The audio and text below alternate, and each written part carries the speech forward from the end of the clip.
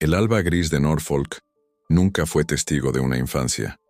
Ana Bolena nació entre susurros de ambición y cálculos políticos, hija de un hombre que entendía el valor de la carne femenina en el mercado de las alianzas. Tomás Bolena, comerciante, de destinos ajenos, miró a su segunda hija no como se mira a una criatura que florece, sino como se estudia una moneda que podría multiplicarse. El primer exilio llegó cuando apenas sus manos habían aprendido a trenzar flores. Enviada a la corte de Margarita de Austria, en los Países Bajos, Ana aprendió que el cuerpo de una niña es un territorio que otros cartografían. Las lecciones no eran sobre el mundo, sino sobre cómo plegar el alma para caber en los corsés del decoro. A los 7 años ya sabía inclinar la cabeza en el ángulo exacto que sugería sumisión sin parecer debilidad. Esa geometría imposible que las mujeres próximas al poder debían dominar. La corte francesa la recibió después, bajo la tutela de María Tudor, para luego servir a la reina Claudia. Allí, entre los tapices de Fontainebleau y el refinamiento, cruel de un mundo que devoraba inocencias, Ana pulió los filos de su inteligencia, aprendió el francés como quien aprende a respirar bajo el agua, por necesidad vital. Sus dedos dominaron el laúd, su voz los cantos cortesanos, su mente las sutilezas de la poesía y las escrituras. Pero la lección más valiosa fue invisible. Comprendió que en aquellos salones una mujer era o decoración o estrategia. La Petite Boleyn, la llamaban, mientras observaban cómo su figura adolescente se iba transformando en algo peligroso. Una mente habitando un cuerpo destinado a no tener voz propia. Ana aprendió a escuchar conversaciones prohibidas, a interpretar los silencios entre frases diplomáticas, a leer en los ojos de los embajadores lo que sus bocas jamás pronunciarían. Cada noche, cuando desataba su cabello oscuro, ese que nunca sería dorado como exigía el canon de belleza, repasaba en silencio los nombres de quienes decidirían su destino. El espejo le devolvía una imagen desconcertante. No era la belleza tradicional que se cotizaba en los contratos matrimoniales. Sus ojos, demasiado oscuros y vivaces, revelaban una inteligencia incómoda. Su tez oliva, su cuello largo, sus manos expresivas. Todo en ella era un desafío al ideal pasivo que se esperaba. Pero Ana había aprendido a convertir esas diferencias en armas sutiles. Si no podía ser la más hermosa, sería la más memorable, la que dominaba la danza del poder con una gracia que ocultaba su cálculo. Cuando regresó a Inglaterra en 1522, ya no era una niña, sino un instrumento político perfectamente afinado. Su padre y su tío, el duque de Norfolk, la recibieron no con abrazos, sino con instrucciones. La enviaron a la corte de Catalina de Aragón, esposa de Enrique Openo, como dama de compañía. La ironía brutal del destino comenzaba a dibujarse. Serviría a la mujer cuyo lugar ocuparía. Aprendería de cerca la fragilidad de una corona sobre cabellos femeninos. Las cartas de la época revelan fragmentos de aquella Ana que llegaba a la corte inglesa. Posee cierta gracia francesa que atrae miradas aunque no sea la más hermosa, escribió un embajador. Lo que no registró fue el precio invisible de esa gracia. Las noches de soledad, el destierro emocional, la infancia sacrificada en el altar de la utilidad dinástica. En los jardines de Greenwich, mientras servía vino en copas de plata y memorizaba secretos ajenos, Ana Bolena ya cargaba en su vientre no un hijo, sino un destino de cristal tallado. Nunca había sido niña. Nunca había sido dueña de sus pasos. Era un peón en un tablero donde las reinas, paradójicamente, tenían menos movilidad que cualquier otra pieza. Y allí, entre risas cortesanas y reverencias estudiadas, una verdad amarga se cristalizaba en su interior. Había sido educada no para vivir, sino para servir. No para crear, sino para producir herederos. No para hablar, sino para encantar en silencio. El sacrificio no era un evento futuro, era el aire mismo que respiraba desde su nacimiento. La primera mirada fue insignificante, un intercambio fugaz durante una mascarada en York Place. donde ella interpretaba la perseverancia, y él, vestido de dorado, fingía no ser rey. Pero Enrique VIII, acostumbrado a devorar con los ojos lo que deseaba poseer, encontró en Ana Bolena algo inesperado: resistencia. Aquella mujer de ojos oscuros y conversación brillante no se derritió ante sus avances como las demás. No ofreció su cuerpo como tributo inmediato. No confundió el interés real con amor verdadero. «No seré vuestra amante», escribió ella en una carta que los cronistas han preservado como testimonio de audacia suicida. «Una esposa o nada». En aquellas 4 palabras cristalizaba no tanto la ambición, como se ha querido retratar durante siglos, sino la dignidad de quien conocía el destino de las concubinas reales. Usar y desechar, como su propia hermana, María había experimentado en el lecho del mismo rey. Los pasillos de Hampton Court se convirtieron en escenario de una cacería donde no estaba claro quién era presa y quién cazador. Enrique, enloquecido por un deseo que se alimentaba de la imposibilidad, comenzó a desgarrar el tejido mismo de Inglaterra. Cuando el Papa se negó a anular su matrimonio con Catalina de Aragón, el rey rompió con Roma. Monasterios devastados, una iglesia nacional creada, siglos de tradición destruidos. Todo por alcanzar el cuerpo de una mujer que había convertido su negativa en estrategia. El día de su boda secreta en enero de 1533, Ana ya llevaba en su vientre la promesa que sellaría su destino: un heredero. La coronación, meses después, fue un espectáculo de legitimación forzada. Londres observó en silencio hostil cómo aquella mujer de cuello largo y elegancia extranjera era ungida reina. El pueblo la llamaba la puta del rey, en susurros que se elevaban a gritos cuando pasaba su barcaza por el Támesis.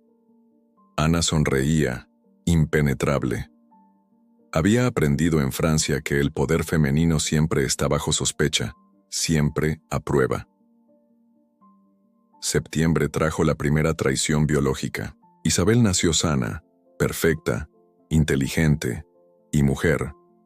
El rostro de Enrique, que esperaba anunciar el nacimiento de un Eduardo o un Enrique, se ensombreció ante la noticia. En las habitaciones reales, Ana contempló a su hija con una mezcla de amor feroz y terror silencioso. Sabía lo que significaba haber fallado en la única tarea verdaderamente importante: producir un varón. «Estoy embarazada nuevamente», anunció meses después, y la corte contuvo el aliento. El rey sonrió, pero ya era una sonrisa calculadora. Había comenzado a mirar a Jane Seymour, dama de compañía de Ana, con el mismo hambre depredadora con que una vez la había mirado a ella. La rueda empezaba a girar nuevamente. El segundo embarazo terminó en sangre y desesperación.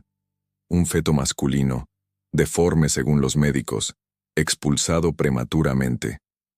Ana gritó durante horas, no solo por el dolor físico, sino por entender que cada gota de sangre menstrual era un clavo en su ataúd político. La reina que no produce herederos es una rama que debe podarse del árbol dinástico. La corte, ese organismo vivo que respira adulación y exhala traición, percibió el cambio en los vientos. Los mismos cortesanos que se habían arrodillado ante Ana comenzaron a evitar su mirada. Thomas Cromwell, el mismo que había orquestado su ascenso, empezó a calcular los beneficios de su caída. Las damas que la vestían cada mañana contaban en secreto sus lunares, sus cicatrices, buscando en su cuerpo las marcas del diablo que justificarían lo que todos sabían que vendría. El tercer embarazo, apenas mencionado en los registros, se desvaneció tan rápido que algunos historiadores dudan de su existencia. Para entonces, Enrique ya no visitaba sus aposentos. El hombre que había incendiado el orden medieval por poseerla ahora evitaba respirar el mismo aire. En sus diarios privados, embajadores extranjeros anotaban con precisión clínica el deterioro de la pasión real. «El rey busca medios para separarse de la concubina», escribió Chapuis, sin usar jamás su título legítimo. En abril de 1536, Ana observó desde una ventana cómo Enrique participaba en un torneo llevando el favor de Jane, Seymour, horas después, sufrió un aborto al enterarse de la caída del rey de su caballo. Era un niño, susurró a su dama de compañía, mirando el pequeño cuerpo que nunca respiraría. He perdido a su hijo. La habitación donde una vez había sido adorada como diosa se convirtió en prisión perfumada. Cada palabra suya era registrada, cada gesto interpretado. Su risa, demasiado alta, su ingenio, demasiado afilado, su francés, demasiado fluido, su lectura, demasiado amplia. Todo en ella era excesivo para una mujer que ya no cumplía su función reproductiva. La noche antes de su arresto, Anna encontró a su músico, Mark Smeaton, tocando una melodía melancólica en una galería desierta. Le habló amablemente. Quizás le tocó el hombro en gesto de apreciación. No sabía que aquel intercambio trivial sería reescrito como evidencia de adulterio, que el joven músico, bajo tortura, confirmaría intimidades inventadas que enviarían a ambos al cadalso. El vientre que no había logrado asegurar la dinastía Tudor ahora era redefinido como lugar de traición. El cuerpo que el rey había deseado con obsesión enfermiza se transformaba, en la narrativa oficial, en fuente de contaminación moral. La matriz infértil, o, más precisamente la matriz que no producía varones, era ahora un crimen de Estado. La mañana del 2 de mayo de 1536 amaneció con una claridad engañosa. Ana Bolena fue invitada a presenciar un torneo en Greenwich, sentada junto a un rey cuya sonrisa ocultaba la trampa. En medio del espectáculo, un mensajero se acercó. Palabras susurradas, un gesto del rey, y 4 consejeros escoltaron a la reina fuera de la tribuna. El público, hambriento de drama, cortesano, contuvo el aliento colectivo mientras la figura de Ana desaparecía entre los arcos del palacio. «Me llevan a la torre, entonces», dijo ella cuando la barcaza real enfiló hacia ese edificio gris que era antesala de la muerte. No era pregunta, sino certeza. Durante 3 años como reina, había memorizado los mecanismos del poder. Tudor había visto la maquinaria de eliminación política en funcionamiento. Ahora esa misma maquinaria giraba sus engranajes hacia ella. Al desembarcar en la puerta de los traidores, esa entrada acuática por donde tantos habían llegado para no salir con vida, Ana cayó de rodillas. «Jesucristo, ten piedad», murmuró, no tanto por miedo a la muerte, sino por la comprensión súbita de la perfecta arquitectura de su destrucción. El alcaide de la torre, William Kingston, registró en sus informes que nunca había visto a hombre ni mujer con espíritu más pesado. Mientras tanto, en Westminster, Thomas Cromwell orquestaba la sinfonía de la aniquilación legal. Había reunido a un grupo selecto de hombres para fabricar el caso. Richard Rich, maestro en el arte del perjurio legal. Thomas Audley, canciller dispuesto a doblar la ley hasta romperla. Charles Brandon, duque de Suffolk, enemigo declarado de los Bolena, desde hacía años. La verdad era irrelevante. Lo importante era la verosimilitud, la apariencia de justicia en un proceso que era, en esencia, un asesinato judicial. Mark Smeaton, el músico de ojos asustados, fue el primero en confesar bajo tortura. Admitió haber yacido con la reina en 1900 en 3 ocasiones distintas, fechas que los registros demuestran imposibles, pues Ana estaba en Windsor mientras él situaba los encuentros en Greenwich, pero la coherencia no importaba. Su testimonio, arrancado entre gritos y lágrimas, era la primera piedra del muro que sepultaría a Ana. Francis Weston, Henry Norris y William Brereton, cortesanos cercanos al círculo de la reina, fueron arrestados en días sucesivos. La acusación era idéntica: adulterio con la reina de Inglaterra, traición a la corona, conspiración contra la vida del rey. Ninguno confesó, a pesar de las promesas de clemencia. Pero sus negativas valían menos que el pergamino donde Cromwell escribía la historia que el rey necesitaba creer. El golpe maestro, sin embargo, fue la detención de George Bolena, hermano de Ana. La acusación de incesto elevaba el caso desde 1910, el adulterio común hasta lo monstruoso, lo irredimible. Convertía a Ana no solo en adúltera, sino en criatura contra natura, capaz de corromper incluso los vínculos sagrados de la sangre. Los murmullos en la corte se convirtieron en torrente nauseabundo. Se decía que el último hijo perdido de Ana tenía deformidades, prueba del castigo divino por sus pecados innombrables.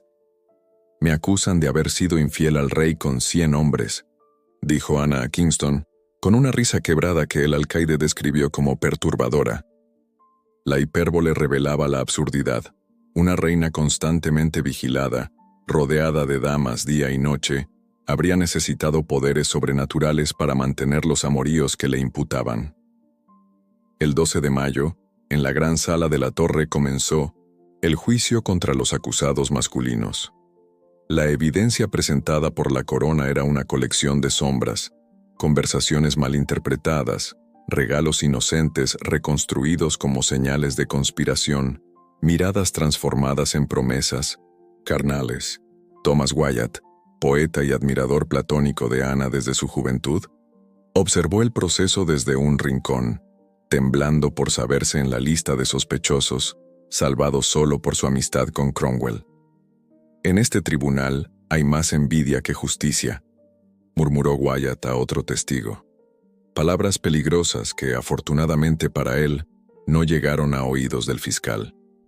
Los acusados fueron declarados culpables en cuestión de horas.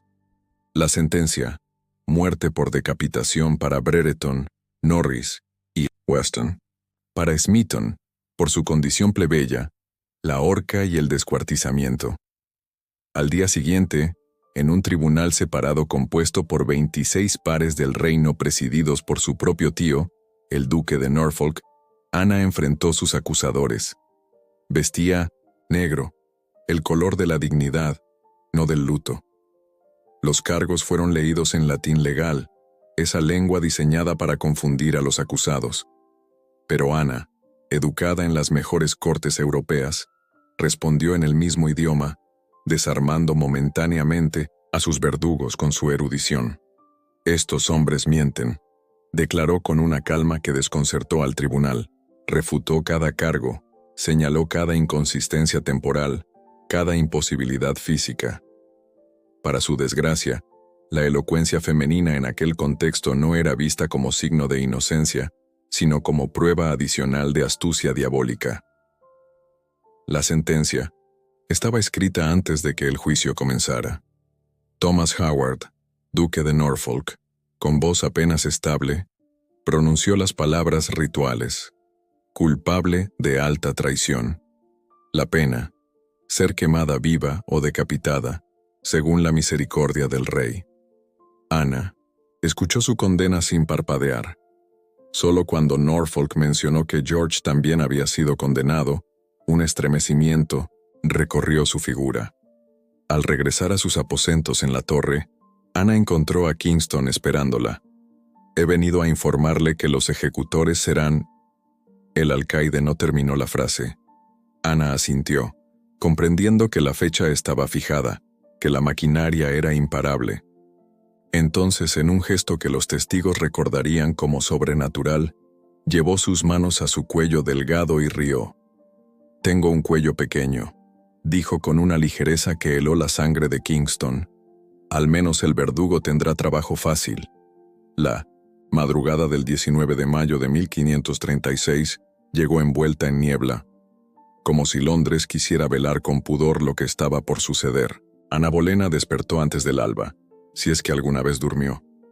Las crónicas indican que pasó su última noche rezando, un detalle que sus detractores interpretarían como miedo y sus defensores como devoción genuina. La verdad, como siempre ocurre con las mujeres borradas por la historia, queda suspendida en ese espacio indescifrable entre versiones masculinas contradictorias. El capellán que la acompañaba, un hombre de lealtades divididas, registró sus palabras. «No vengo a acusar, sino a morir». Simple, directo, definitivo. Ana había comprendido lo que muchos tardan una vida en entender, que ante la maquinaria del poder, La dignidad es a veces el único reducto inviolable. Kingston le informó que la ejecución, originalmente programada para el día anterior, había sido retrasada. Enrique, en un último acto de supuesta misericordia teatral, había enviado a buscar a un verdugo especial, un espadachín de Calais, experto en decapitaciones limpias. «El rey desea que sufra lo menos posible», explicó el alcaide, sin percibir la perversidad grotesca de tal consideración. Ana asintió, acostumbrada a las crueldades disfrazadas de favores. En sus últimas horas, solicitó papel y tinta. La carta que escribió, quizás a Enrique, quizás a su hija Isabel, apenas una niña de 3 años, nunca llegó a su destino. Cromwell la confiscó y presumiblemente la destruyó. El silenciamiento final, ni siquiera sus últimas palabras, escritas, merecían sobrevivir. La noche anterior a su ejecución, Ana pidió que la dejaran recibir la Eucaristía en privado. Arrodillada ante el capellán, juró sobre el cuerpo de Cristo su inocencia. «Juro ante Dios que nunca he sido infiel al rey», declaró, sabiendo que tales palabras podrían condenarla si se interpretaban como un último desafío. El capellán, conmovido por la escena, escribiría después: «Si miente, que Dios me ayude, pues jamás vi rostro más sincero ante la muerte». La torre comenzó a despertar con los primeros rayos de sol. Los guardias cambiaron turnos, las gaviotas graznaron sobre el Támesis, y en la pequeña habitación donde Ana aguardaba, comenzó el ritual de vestirse para morir. Escogió un vestido de damasco gris, el color del amanecer, no el negro del duelo ni el blanco de la rendición. Un simbolismo final. Morir en el color intermedio, en la ambigüedad que siempre la había caracterizado. Su cabello, ese que tanto habían admirado en la corte francesa, fue recogido bajo un sencillo tocado. Para facilitarle el trabajo al verdugo, explicó a sus damas, con esa extraña practicidad que adoptan quienes han aceptado lo inevitable. Una de ellas, Lady Kingston, esposa del alcaide, rompió en llanto. Ana la consoló, la condenada confortando, a quien permanecería viva, otra inversión en una historia llena de paradojas. A las 9 de la mañana, la pequeña procesión comenzó su camino hacia el cadalso. No en Tower Hill, donde las ejecuciones públicas atraían multitudes sedientas de sangre, sino en un patio interior de la torre. Otra misericordia real, una muerte relativamente privada, presenciada solo por unos 200 nobles y funcionarios seleccionados. Una audiencia suficiente para validar el espectáculo judicial, pero no tan numerosa que pudiera transformarse en tumulto impredecible. Ana caminó con paso firme. Los testigos describieron su gran dignidad, ese porte real que ni siquiera la inminencia de la muerte lograba quebrar. El cadalso, construido durante la noche, se alzaba como un escenario macabro cubierto de paja negra para absorber la sangre que pronto correría. Sobre él, el espadachín francés aguardaba, vestido completamente de negro, su rostro oculto no por la tradicional capucha inglesa, sino por una máscara que le cubría solo la mitad inferior del rostro. Sus ojos, visibles, serían lo último que Ana vería en este mundo. Se le permitió dirigirse a los presentes. Su discurso, preservado fragmentariamente por testigos diversos, fue un modelo de contención política. No acusó al rey, no proclamó su inocencia en términos que pudieran interpretarse como sedición. «Buenos cristianos, he venido aquí a morir según la ley», comenzó, con esa formalidad que había aprendido en las cortes europeas. «No acusaré a nadie, ni hablaré más de los cargos por los que muero. Ruego a Dios que salve al rey y le conceda un largo reinado». Palabras perfectamente calibradas. Ni sumisión absoluta ni desafío evidente. Incluso ante la muerte, Ana navegaba las corrientes traicioneras de la expectativa patriarcal. Demasiada dignidad sería interpretada como arrogancia, demasiado miedo como confesión implícita. Su último acto público fue esta danza verbal imposible. El momento final llegó con una velocidad misericordiosa. Ana se arrodilló, erguida, sin inclinarse sobre el bloque. Sus labios se movían en oración silenciosa mientras sus damas le retiraban el tocado y recogían su cabello. El espadachín, para distraerla del momento fatal, pidió a su asistente que reclamara su pago en el lado opuesto del cadalso. Cuando Ana giró instintivamente su rostro hacia esa dirección, la espada descendió en un arco perfecto. Un golpe. Limpio, preciso, definitivo. La cabeza que había llevado corona cayó sobre la paja negra. Los ojos, según algunos testigos, permanecieron abiertos unos instantes, como si la conciencia tardara en comprender que ya no habitaba cuerpo alguno. Los labios, juraron otros, se movieron en un último espasmo, formando palabras que nadie alcanzó a escuchar. No hubo ceremonia para el cuerpo decapitado de Ana Bolena. Sus damas, sollozando, recogieron sus restos en una simple caja de olmo sin marcas ni inscripciones. Ni siquiera se le concedió un ataúd propio de su rango. La mujer que había sido coronada reina de Inglaterra en Westminster, entre vítores, forzados y pompa orquestada, fue enterrada en la capilla de San Pedro ad Víncula, dentro de la misma torre donde había sido prisionera, sin lápida, sin epitafio, sin posición marcada. Un entierro diseñado para el olvido. Mientras la sangre de Ana aún empapaba la paja del cadalso, Enrique VIII celebraba vestido de blanco. Al día siguiente de la ejecución, se comprometió oficialmente con Jane Seymour. 10 días después, se casaron. La maquinaria propagandística real comenzó inmediatamente su labor. Los retratos de Ana fueron destruidos o modificados. Su emblema, el halcón coronado, arrancado de tapices y documentos, su inicial entrelazada con la de Enrique, borrada de palacios y capillas. Era la damnatio memoriae romana, la condena del recuerdo, el intento sistemático de expulsar a un ser humano no solo de la vida, sino de la historia misma. Pero hay fantasmas que se resisten a desaparecer. En la corte, donde las paredes siempre escuchan, los susurros continuaron. Lady Rochford, cuñada de Ana y una de las testigos clave en su contra, comenzó a sufrir episodios de desequilibrio mental. Años después, cuando ella misma enfrentó el hacha por facilitar los encuentros adúlteros de Catalina Howard, la quinta esposa de Enrique, confesó entre delirios haber mentido en el juicio contra los Bolena. Kingston, el alcaide de la torre, nunca volvió a dormir bien. En sus últimos años, sus sirvientes lo escuchaban gritar en sueños: «Es inocente, la reina es inocente». Thomas Cromwell, el arquitecto de la caída de Ana, disfrutó brevemente los frutos de su traición. Ascendió a nuevas posiciones de poder, acumuló títulos y tierras, pero la rueda que él mismo había puesto en movimiento terminó aplastándolo.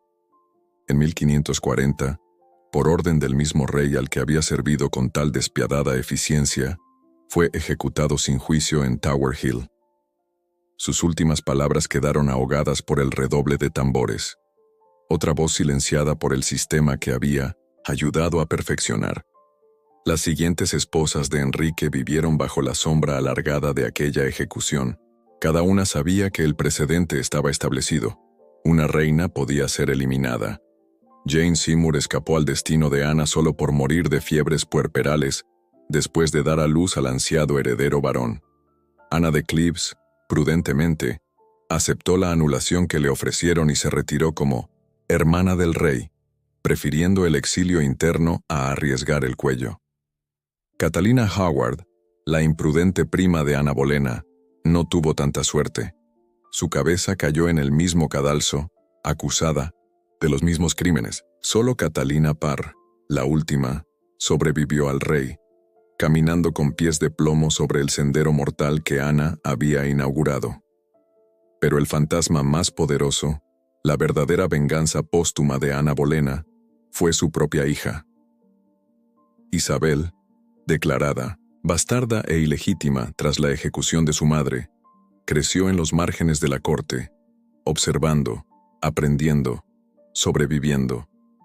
Cuando ascendió al trono en 1558, los mismos hombres que habían condenado a las mujeres como débiles e incapaces se inclinaron ante ella.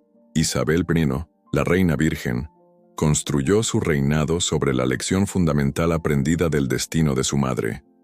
El cuerpo femenino, una vez entregado al poder masculino, se convierte en campo de batalla político.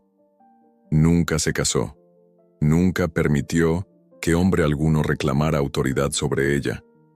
Tengo el corazón de un hombre, no de una mujer, y no temo a nada, declaró, mientras los embajadores extranjeros buscaban en su rostro los rasgos de aquella madre ejecutada, cuyo nombre no se atrevían a mencionar en su presencia.